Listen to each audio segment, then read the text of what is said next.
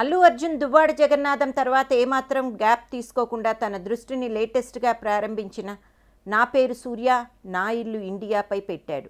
రచయిత వక్కంతం వంశీ దర్శకుడిగా మారుతున్న ఈ సినిమా కథ దేశభక్తి నేపథ్యంలో ఉంటుంది అన్న వార్తలు వస్తున్నాయి. ఈ సినిమాలో బన్నీ ఒక ఆర్మీ ఆఫీసర్గా కనిపించబోతున్నాడు. అయితే ఈ మూవీలో బన్నీ తన లుక్ను చాలా డిఫరెంట్గా కనిపించడానికి ఒక మాస్టర్ ప్లాన్ వేసినట్లు టాక్.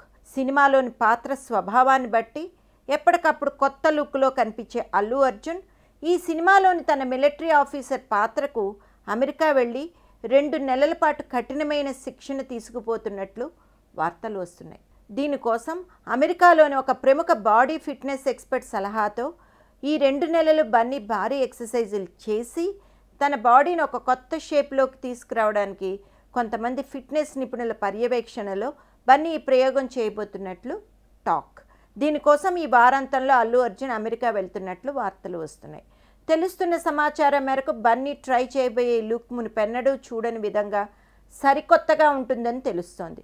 2018 సమ్మర్ను టార్గెట్ చేస్తూ విడుదల కానున్న ఈ సినిమాకు విశాల్ శేఖర్ సంగీతం, ప్రముఖ cinematographer Rajeev Ravi camera work చేస్తుండగా బన్నీ సరసన మలయాళ బ్యూటీ ఇమాన్యుయల్ హీరోయిన్గా నటిస్తోంది.